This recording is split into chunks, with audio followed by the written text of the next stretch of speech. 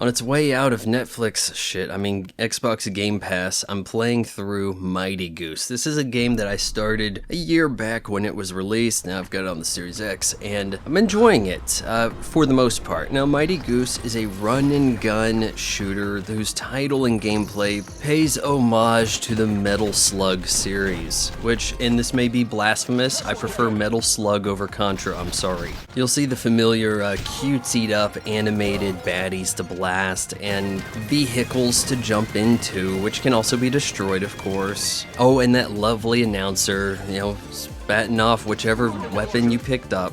The pixel art is particularly vibrant, but I didn't really feel the minutia in the enemies. You don't see them fleeing in horror. I just kind of felt like, as Metal Slug goes, for being much older, it really nailed the chaos. At times, I don't feel like there's enough bullet hell in this bullet hell of a shooter. In Mighty Goose, you seem to enter a room to finish off foes rather than run through a stage. Platforming is mild, but there is a late in the game surfing section that is an absolute blast. Possibly my favorite surfing stage of all time. I mean, I'm not saying that there's a lot of surfing games out there, but as a 2D pixel art run and gun shooter goes, it really nails surfing. Explosions are massive, and you know how in Metal Slug, when there was too much chaos and the Neo Geo couldn't quite keep up, there was slowdown? It wasn't until recent years did I realize that was a hardware limitation. I thought things were slowing down for dramatic effect. And you know what? I think that directors of action films in the day also felt it was for dramatic effect,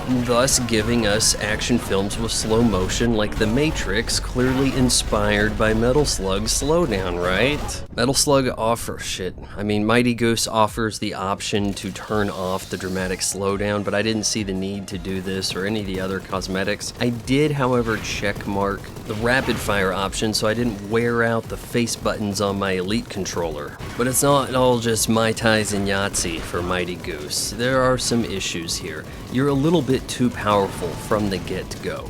You have infinite lives, you have the ability to bring in a companion, you can have some AI do some mild co-op for you, or even local co-op. Sorry, no online co-op in a 2021 retro-styled shooter.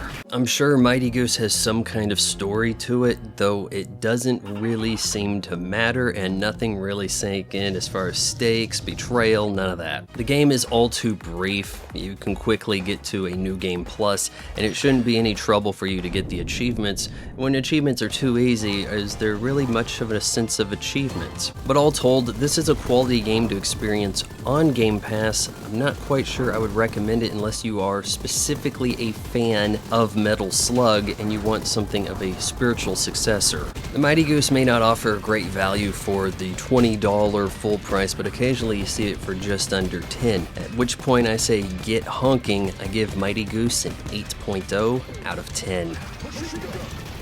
Hey, it's Vaughn's mom again, so I just wanted to remind you that instead of buying Vaughn's weird pictures online in various states of undress, you can just bookmark his Amazon affiliate link, and then when you shop Throw It on Amazon, he gets a few pennies here and there.